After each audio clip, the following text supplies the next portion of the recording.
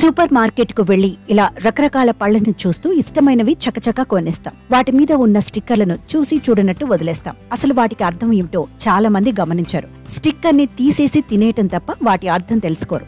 అందరం పండ్లు కూరగాయలు కొంటాం. కొన్నిసార్లు పండ్లపై స్టిక్కర్లు కనిపిస్తాయి. దాదాపు అందరం తాజా కాస్ట్లీ పండ్లు కాబట్టి ఇలా స్టిక్కర్లు ఉంటాయని అనుకుంటాం.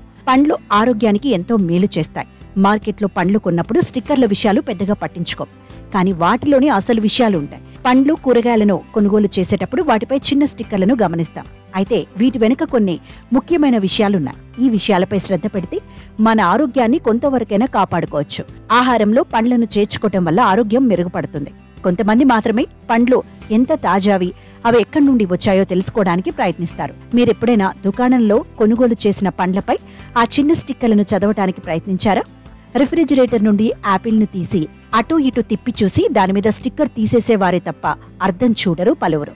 అందుకే పళ్ల మీద స్టిక్కర్ ఎందుకు వేస్తారో తెలిస్తే వాటి అర్థం తెలిసి హడలిపోవాల్సి వస్తుంది కొన్నిసార్లు.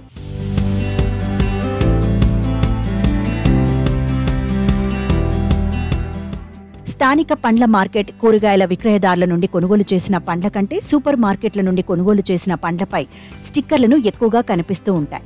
స్టిక్కర్లపై PLU కోడ్ ముద్రించబడి ఉంటుంది. ఈ కోడ్ సులభంగా బిల్లింగ్ కోసం బార్కోడ్ మాత్రమే కాకుండా పండు లేదా కూరగాయలను ఎలా పండించారో, అది ఎక్కడి నుండి వచ్చింది అనే దాని గురించి ముఖ్యమైన సమాచారాన్ని కూడా అందిస్తుంది.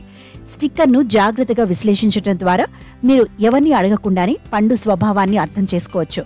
జన్యు మార్పిడి చేసిన, సేంద్రియ పద్ధతిలో, సంప్రదాయ పద్ధతిలో పండించిన, శిలీంధ్రాలు, క్రిమి సంహారక మందులతో పండించిందా, ఇలా అన్ని విషయాలను మనం ఆ స్టిక్కర్ను చూసి అర్థం చేసుకోవచ్చు. వీటన్నింటిపై శ్రద్ధ పెడితే కొంతవరకు అనేక సమస్యలకు పరిష్కారాలు దొరుకుతాయి.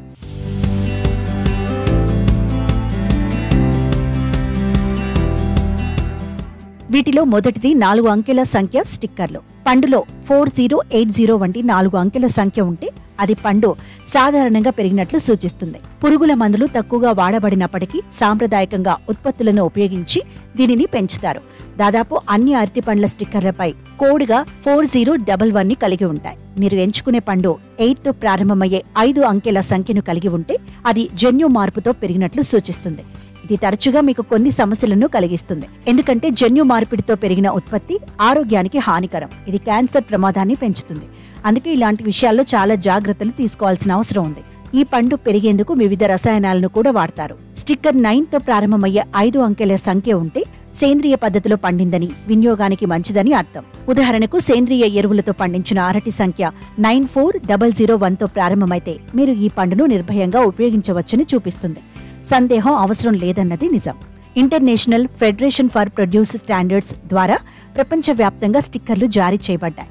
ఈ స్టిక్కర్లను చూస్తే ఆహారం, పానీయాల కోసం కొనుగోలు చేసే పండ్ల గురించి కొంతవరకు అర్థం చేసుకోవచ్చు. పండ్ల స్టిక్కర్లు సాధారణంగా స్థానిక విక్రేతల కంటే సూపర్ మార్కెట్ల నుండి కొనుగోలు చేసిన పండ్లపై ఎక్కువగా కనిపిస్తాయి. స్టిక్కర్పై PLU కోడ్ ముద్రించి ఉంటుంది.